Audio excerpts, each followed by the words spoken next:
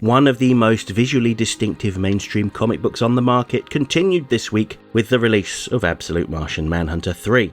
If you haven't been keeping up with this psychedelic series, then the quick and dirty summary is that the series follows FBI agent John Jones and the interdimensional being calling itself the Martian that lives inside of his head. As a consequence of this, Agent Jones can now read people's minds, although it's not telepathy as we have traditionally seen it depicted. Instead, John can see the colourful plumes of smoke that are released from people's heads, and when he inhales, he can see, or should that be smell, their thoughts.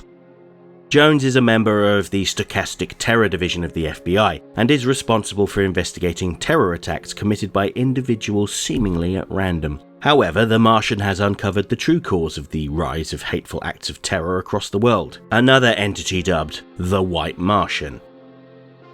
Last issue, he responded to the mass shooting of immigrants and attempted to talk the perpetrator down, while the Martian cleared the hatred from his mind.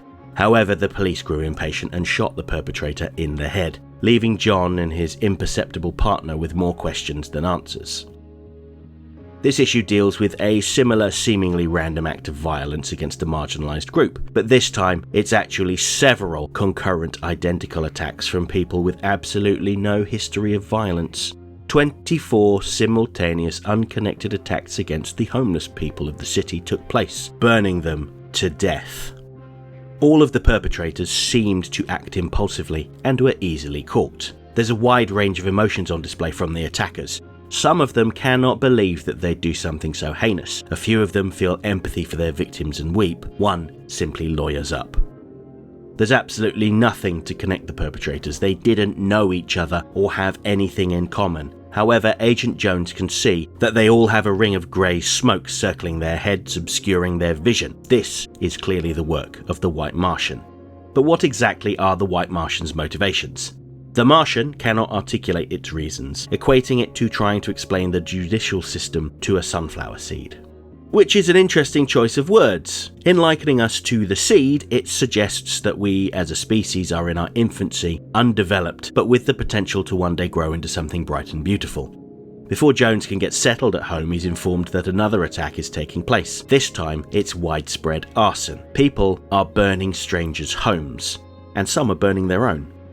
The Martian reveals that the White Martian is targeting the concept of safety. Home is where we feel at our most secure, and it wants to plunge us into despair, likely in an attempt to make us more susceptible to its agenda.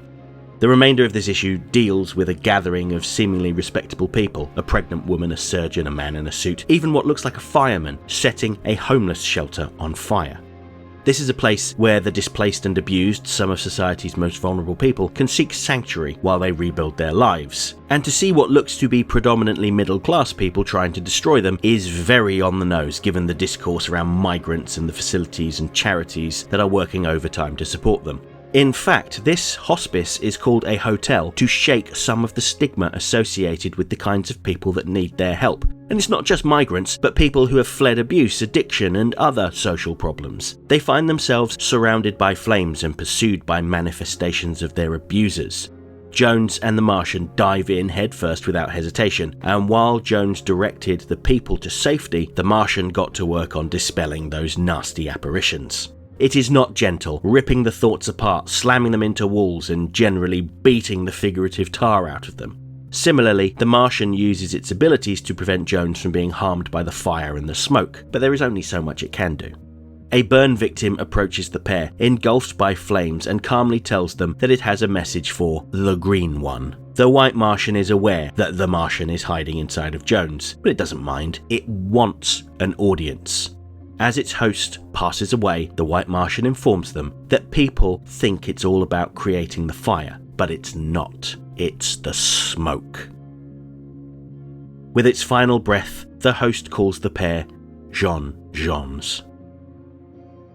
If you're not familiar with the mainline Martian Manhunter, then the significance of that name may not be apparent. He is an actual Martian, as in from the planet Mars, named John Jones, and he passes himself off as a human working as Detective John Jones. Quite what this means for the Absolute version remains to be seen, but I am looking forward to finding out. Without wanting to sound too preachy, I really enjoy the way this series tackles very real issues, like hate crimes, mental health issues, and the external factors that influence them. You could view it as author Dennis Camp writing off the awful acts of violence by saying that the perpetrators were having their minds controlled, but I don't think that's quite accurate. These people were influenced by the White Martian, not directly controlled. It implants ideas in their head, confirms their biases, and emboldens them. You can see similar behaviour from public figures in the real world, politicians, journalists, or influencers who use dehumanising language to talk about migrants, transgender people, or anyone else they view as other. While the Martian says that the perpetrators of the acts of violence are also victims, that doesn't relieve them of responsibility.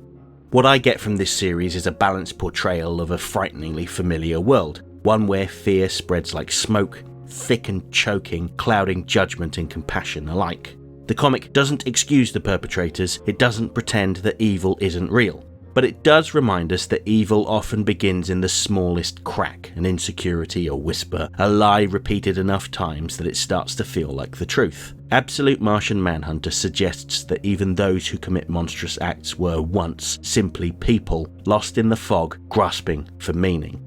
The Martian calls them victims, yes, but that doesn't absolve them, it humanises them. And maybe that's the most radical act of all, insisting on humanity where others only see monsters, because if hate is a fire, then empathy is the water that puts it out. We are all human, even when we don't act like it. Absolute Martian Manhunter 3 is available now from all good comic shops. If you are based in the UK and don't have a comic shop near you, then you might want to use my affiliate link with the UK's biggest comic book retailer, Forbidden Planet. I have included a link in the pinned comment on this video. Alternatively, if the idea of hoarding a collection of comic books fills you with dread, I think I have got space for about 3 more boxes in our storage unit before I run out.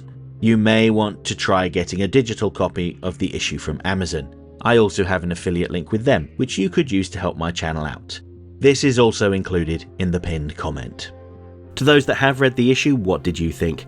Isn't it curious how John now knows exactly what his wife is thinking, but still finds himself completely incapable of saying what she needs to hear? What do you make of the apparent connection between the Martian and John's son Tyler? This issue takes a very clear stance presenting hatred as a fog that blinds, so where do you think the White Martian will strike next, and in what way? Let me know what you think in the comments below. Next time, I'll be back very shortly to talk about Absolute Wonder Woman 8, where Diana faces her biggest test yet, Area 41 and the mysterious Black Box Maze. Then next week there will be 2 more Absolute books coming out. First we have Absolute Superman number 8, where the Man of Steel finds himself caught in the middle of a conflict between the Lazarus Corp and the Omega Men in the heart of Smallville. And in Absolute Green Lantern 3, Hal Jordan has been overcome by the Black Hand, and he has the new Green Lantern Joe Sojourner in his sights. Hope to see you then.